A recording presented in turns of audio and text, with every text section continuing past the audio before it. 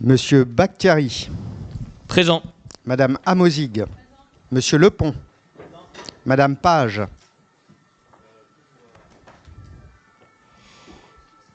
Monsieur Slimani. Madame Lacroix. Monsieur Cressin. Présent. Monsieur Timofté. Madame Eftekari. Monsieur De Chauvigny. Monsieur Denis. Présent. Madame Cissé. Madame Gendard. Monsieur Morera. Madame Amar. Monsieur Bonnet-Meyer. Madame Kalatassane. Monsieur Mahé. Madame Bussolo-Pons. Monsieur Alté.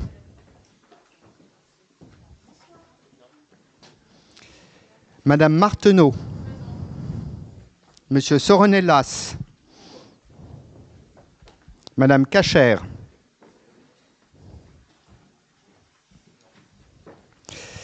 Monsieur Page. Madame Ovaldé. Monsieur Pilon. Madame Pérouse.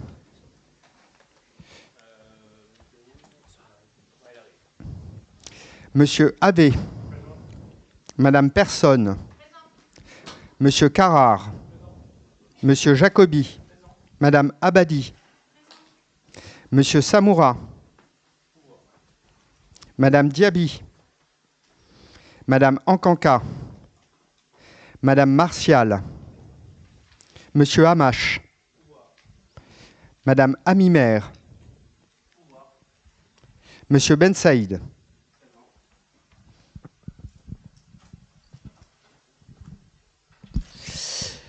Merci beaucoup. Donc nous ouvrons cette séance du conseil municipal. Nous avons la nomination d'un secrétaire de séance qui proposait que ce soit monsieur Timofté. Super, merci beaucoup. Donc les informations générales.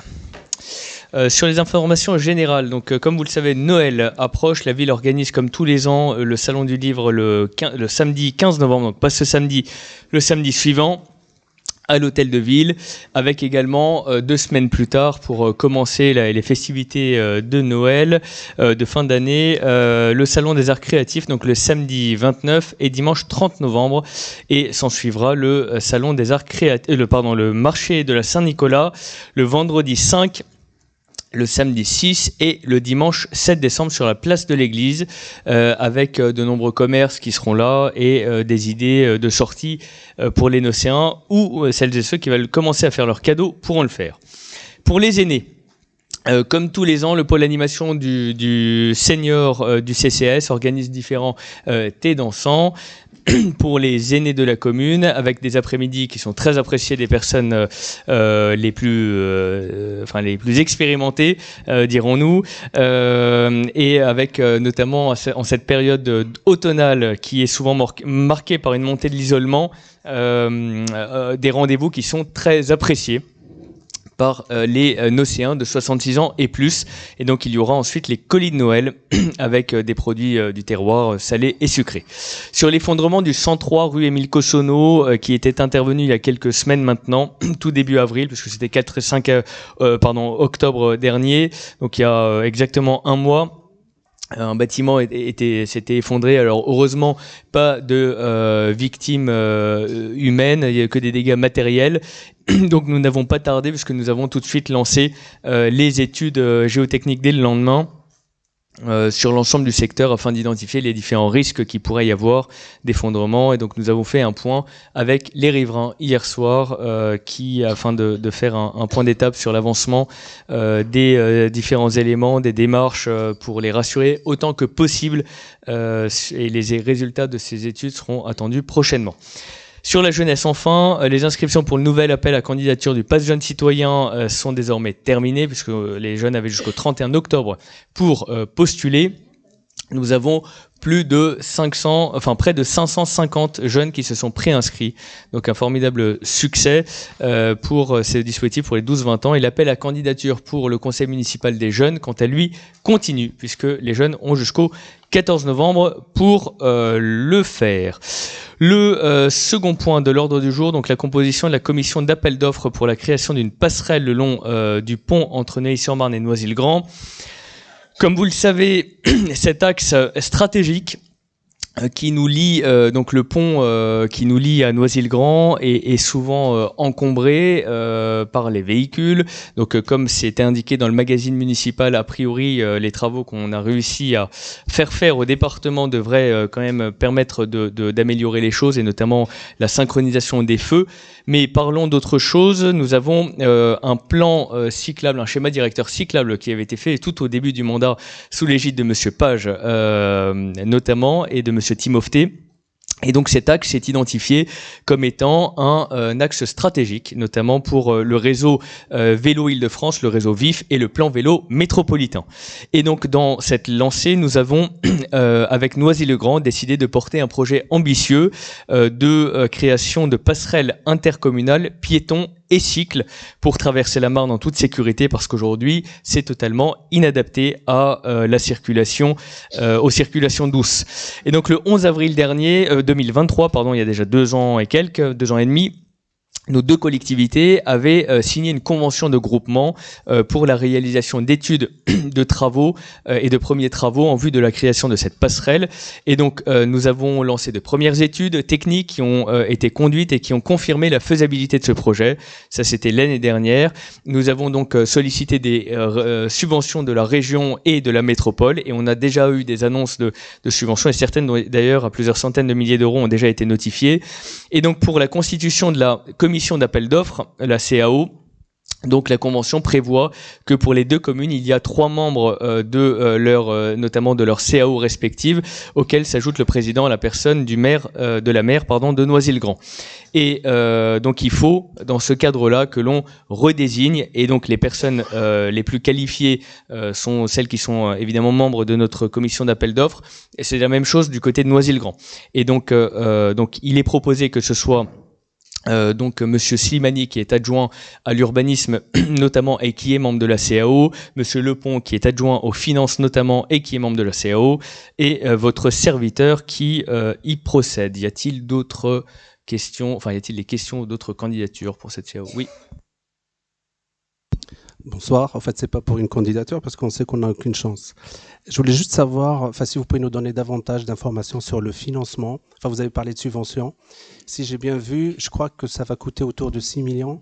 On ne sait pas encore exactement, mais l'étude de faisabilité dit entre 4 et 6 millions d'euros à partager. Alors, ce ne sera pas pour nous principalement, puisque en réalité, les financeurs, donc la métropole, la région, le département, parce que c'est un axe départemental, et l'État sont tous les 4 totalement partants pour financer. Et le reste à charge, donc s'il reste quelques centaines de milliers d'euros, ce sera effectivement pour la ville de Neuilly-sur-Marne et la ville de Noisy-le-Grand. Donc pour le moment, vous ne connaissez pas le pourcentage? Au total, non, parce qu'en fait, c'est en fonction des subventions que l'on percevra que cela pourra être déterminé. Et la durée des travaux, j'ai vu que c'était autour de 4 ans. Non, parce qu'en fait, 4 ans, c'est le projet tout carrossé. Là, a priori, à partir du lancement, notamment de la maîtrise d'œuvre et des études d'architecte en réalité, parce que là, en fait, le groupement va décider de ce qui va être retenu, ça devrait être relativement rapide. Ça va pas prendre énormément de temps. 4 ans, c'est le grand maximum à partir du moment où on lance véritablement les études. On vote à bulletin à main levée, vous êtes d'accord? Oui. Alors, y a-t-il d'autres... Vous avez dit que vous n'êtes pas candidat. Donc, y a-t-il des votes, des votes contraires aux 3 candidats désignés? Y a-t-il des abstentions? 4, du coup 5. Et donc, c'est adopté. Bon, c'est une belle avancée. Le point suivant, Monsieur Cressin, sur la révision du plan communal de sauvegarde. Monsieur le maire, on est bien d'accord, on a voté pour la composition Oui. Pas pour le projet. Non. Ok, merci. Non, le projet, on avait voté en 2023 dessus.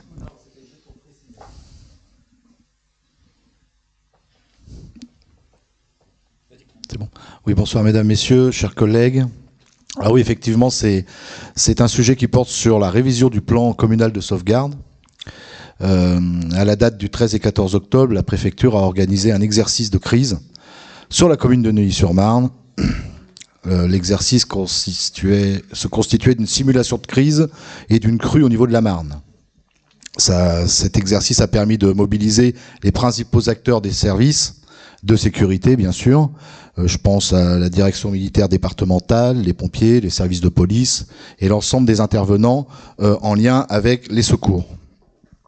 Durant cet exercice, eh bien, la ville a testé sa cellule de crise et vérifié les différentes procédures opérationnelles. Alors, c'est passé à la fois par des simulations d'évacuation du camping, du centre équestre. Les riverains présents à proximité de la zone de crise, donc à proximité de la Marne plus précisément, a permis de vérifier les taux de réaction et d'activité, de réactivité, d'évacuation des riverains.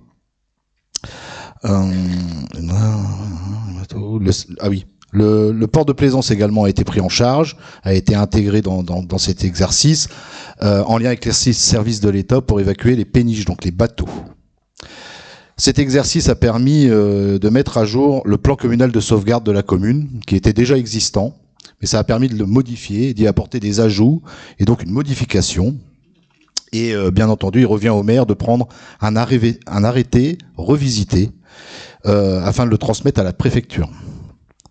Je précise qu'à ce jour, la revue des corps... Alors, la remise à jour consiste essentiellement sur la remise à jour de coordonnées des différents services qui sont de la ville, qui sont amenés à intervenir sur la cellule de crise, y compris la police municipale. Voilà pour l'essentiel. C'est pour cette raison qu'il est ainsi demandé au conseil municipal de prendre acte de la révision du PCS. Merci, Monsieur Cressin. Donc effectivement, la police municipale a été créée en février 2021, donc elle ne pouvait pas être intégrée en décembre 2020 quand nous avons passé le plan communal de sauvegarde. Est-il des questions, des observations? Oui. Oui, Monsieur Cressin. Je crois que c'est un plan qui a été fait au niveau départemental, pas seulement au niveau de Neuilly-sur-Marne. Vous me confirmez? Non, interdépartemental.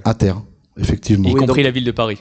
Voilà. Paris, C'est pas que Seine-et-Marne. Neuilly-sur-Marne. Non. Ok, parce qu'il a dit que Neuilly-sur-Marne. Non, mais nous, on a été impliqués. Mais il y avait la Seine-et-Marne, la Seine-Saint-Denis, le Val-de-Marne et Paris. Voilà.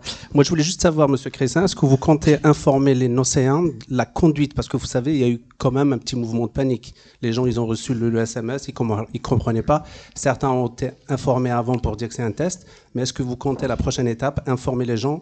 Enfin, qu'est-ce que c'est la conduite à tenir?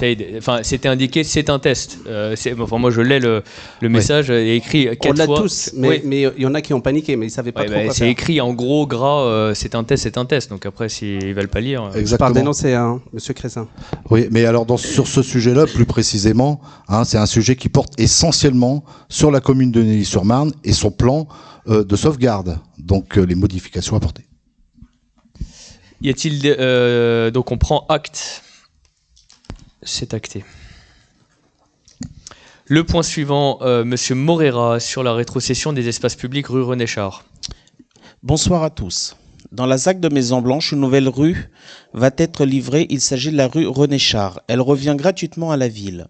Il est donc proposé à l'Assemblée d'approuver le transfert de propriété des espaces publics de la rue René Char, d'autoriser Monsieur le maire ou son représentant à signer l'acte authentique et tous les actes nécessaires à la réalisation de cette opération, de désigner maître Bancarel ou tout autre notaire de l'office notarial de Neuilly-sur-Marne pour assister la commune. Les élus sont invités à délibérer. Merci Monsieur Morera. Bon, c'est une formalité administrative, pas de questions. Y a-t-il des voix contraires, des abstentions? Unanimité. Merci. Le point suivant, Madame la Première Adjointe, sur la mise en œuvre des chantiers éducatifs. Bonsoir à tous. Dans le but de permettre à des jeunes de découvrir certains métiers, la commune, en partenariat avec plusieurs bailleurs sociaux de la ville, met en place des chantiers éducatifs. Pour chaque chantier réalisé, on a à peu près 6 à 8 chantiers qui vont venir en 2026. Il est nécessaire de signer une convention spécifique et d'autoriser donc Monsieur le maire à signer ces conventions. Les élus sont invités donc à délibérer. Merci. Y a-t-il des questions, des observations? Oui. Oui, au fait, c'est juste une question. Enfin, c'est pas vraiment de terminologie, mais là, vous parlez de chantier éducatif. Pourquoi vous faites pas des chantiers d'insertion? Parce qu'en fait, éducatif, c'est vraiment pour leur apprendre le métier, pour qu'ils découvrent le métier. Insertion, c'est pour leur permettre de trouver un travail. Alors, il y a deux choses. L'insertion est au territoire. Donc, en fait, l'insertion, notamment les chantiers d'insertion qui sont liés aux clauses d'insertion qui sont dans les contrats pour les travaux publics, c'est le territoire qui les gère. Et nous, on les travaille avec la mission locale notamment. Donc ça, c'est partie chantier d'insertion. Chantier éducatif, c'est ce qu'on fait en plus, nous, de notre côté. Avec chantier ville, chantier bailleur, donc c'est autre chose. C'est en plus des chantiers d'insertion. Et on ne peut pas leur proposer des CDD d'insertion? Non, là, c'est une semaine. Généralement, c'est des contrats d'une semaine sur... Ils sont très mal payés par rapport à la semaine. Ah non, non. Bah, c'est largement moins que le SMIC. Non. J'ai mal calculé. Ah oui, vous avez mal calculé. C'est C'est chantier éducatif très court. C'est c'est plusieurs jours à généralement une semaine. Et c'est en lien avec les bailleurs sociaux, notamment, principalement. Y a-t-il d'autres questions? Non. Y a-t-il des voix contraires? Y a-t-il des abstentions? C'est noté. 4 abstentions de l'opposition.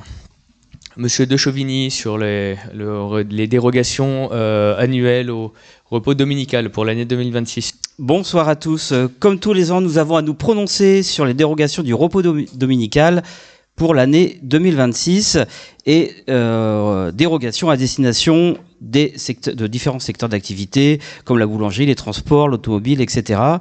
Et le détail est dans les annexes, bien sûr. Et quelques détails sur le dimanche. Il y a 12 dimanches pour la mobilité et l'automobile, 6 dimanches pour l'alimentaire, 5 dimanches pour les commerçants de chaussures et 5 dimanches pour les autres secteurs d'activité.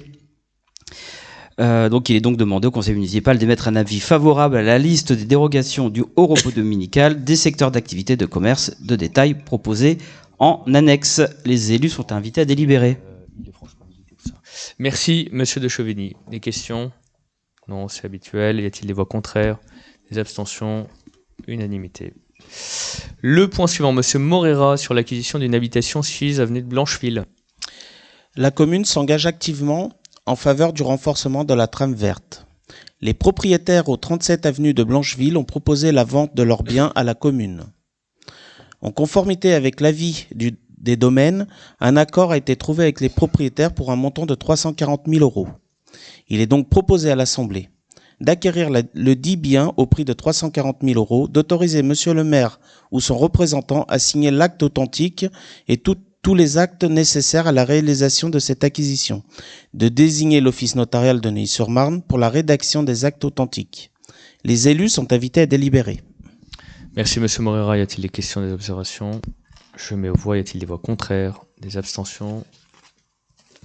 C'est adopté.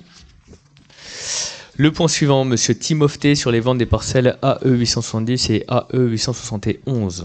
Oui, merci monsieur le maire. Je rappelle qu'avec ce projet, nous poursuivons la politique de requalification de l'axe majeur de l'ex RN34 et d'amélioration du cadre urbain en lien avec le futur bus Bordeaux-Marne à haut niveau de service qui est porté par Île-de-France Mobilité, ainsi que la piste cyclable bidirectionnelle qui fait partie intégrante de ce gros projet. Alors, c'est dans ce cadre qu'intervient la vente des deux parcelles, la AE 870 et AE 871, qui sont situées au 126 avenue du Maréchal Leclerc. Alors, il est envisagé de céder ces deux parcelles à la société Diagonale pour un projet immobilier, pour un montant total de 475 000 €, en conformité avec le prix des domaines. Et donc, il est proposé par cette résolution d'autoriser la vente par la commune à la société Diagonale, d'autoriser monsieur le maire ou son représentant à signer l'acte authentique et de désigner le notaire maître Bancarel, à Neuilly-sur-Marne, de signer l'acte de vente. Merci, monsieur Timofté. Donc, comme vous l'avez... Donc, il n'y a pas de coquille. Hein. On vend 5 000 € plus cher que la délibération qui nous avait permis de vendre avant, en 2023. Y a-t-il des questions, des observations? Non, c'est le classique prolongement Île-de-France Mobilité, ce qui a été rappelé notamment pour le bus Bordeaux-Marne. Y a-t-il des votes contraires? Y a-t-il des abstentions? C'est adopté. Madame la première adjointe, pour la suivante, les ventes des parcelles AW 340, 341, 343, 44, 46, 39. Très bien. Alors, cette délibération fait écho à la précédente, à savoir que la vente des parcelles rue Perche permettra donc la requalification de l'entrée de ville, qui sont donc cette fois-ci situées à l'ouest. Donc, il est donc proposé à l'Assemblée de constater la désaffection de la parcelle cadastrée AW 344 63 rue Perche et de prononcer le déclassement du domaine public de la parcelle, d'autoriser la vente par la commune des parcelles AW 340, 341, 343, 344, 346, 339 rue Perche, donc à la SCCV Neuilly-Perche, ou à toute société du même groupe qui s'y substituerait au prix de 2 579 850 pour la réalisation d'un programme immobilier d'environ 58 logements en accession à la propriété, sous la condition suspensive de la signature de l'acte authentique. D'autoriser donc Neuilly-Perche à déposer une demande de permis de construire pour le programme de construction, d'autoriser Monsieur le maire à signer tout document ou acte nécessaire à l'extinction de la servitude sur la parcelle AW 344 ou à la vente des parcelles, et enfin de désigner Maître Bancarel ou tout autre notaire de l'Office national de Neuilly-sur-Marne pour la rédaction de l'acte authentique constatant l'extinction de la servitude ainsi que la vente des parcelles. Les élus sont invités à délibérer. Merci, Madame la première adjointe. Y a-t-il des questions, des observations? Je mets aux voix. Y a-t-il des voix contraires? Y a-t-il des abstentions? 4 abstentions. C'est adopté. Je vous remercie. Le point suivant, la délibération numéro 10, les décisions modificatives de fin d'année. Monsieur Lepont. C'est bon. Bonsoir à tous. Comme d'habitude dans cette fin d'année, parce que ça approche quand même, un ajustement. Alors d'abord en ce qui concerne le budget du camping Corse, pour lequel un petit ajustement de fonctionnement pour l'entretien est nécessaire. Il est donc demandé aux élus de procéder aux inscriptions suivantes, d'adopter la présente décision modificative chapitre par chapitre, aucun article n'étant spécialisé. Et en ce qui concerne le budget ville, un ajustement dépenses-recettes en fonctionnement est nécessaire au vu notamment de l'encaissement du FCTVA supérieur à l'attendu, de la DGF et des droits de mutation. Et en investissement, il s'agit principalement des premières études qui découlent de l'effondrement de Cossonneau. Il est donc demandé aux élus de procéder aux inscriptions suivantes, d'adopter la présente décision modificative numéro 4 en ce qui concerne la ville, chapitre par chapitre, aucun article n'étant spécialisé. Les élus sont invités à délibérer sur les décisions modificatives présentées. Les budgets modifiés sont également joints aux présentes. Merci, Monsieur Lepont. Y a-t-il des questions, des observations? On fait chacune des deux délibes ou c'est le même vote? C'est le même vote. Y a-t-il des voix contraires? Y a-t-il des... Alors, DM 1, Corse. Y a-t-il des voix contraires? Vote contre ou abstention? Contre. Ok. Y a-t-il des abstentions? Ok, c'est adopté. Et pour la DM Ville, y a-t-il des voix contre? Ok, y a-t-il des abstentions? C'est adopté. C'est noté.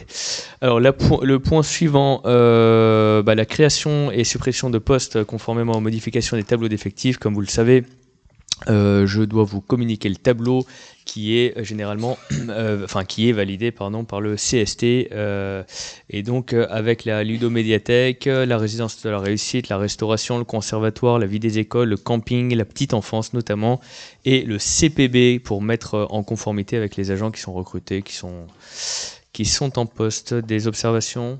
Non. Y a-t-il des voix contraires? Des abstentions? Unanimité, merci. Le point suivant, donc lecture des articles, conformément aux articles 21-22-22 du CGCT, vous avez la liste de l'ensemble des éléments qui sont transmis. Pas d'observation, c'est acté, c'est noté. Et nous arrivons à la fin de ce conseil municipal. Nous vous remercions pour votre présence et vous souhaitons Une bonne soirée. Oui. Monsieur le maire, Oui. il y avait une question. Non, la question, alors vous nous avez mis un point en difficulté parce que vous ne l'avez pas envoyé au bon service. Donc le conseil municipal n'en avait pas Monsieur le maire, connaissance. Monsieur Ben Saïd, article 5 du règlement intérieur qui a été adopté. Le texte doit être envoyé dans les 3 jours au service du conseil municipal à l'adresse mail qui est indiquée. Ça n'a pas été envoyé dans les 3 jours à l'adresse mail qui est indiquée. Monsieur le Je maire. vous rappelle que le conseil municipal est préparé par un service dédié.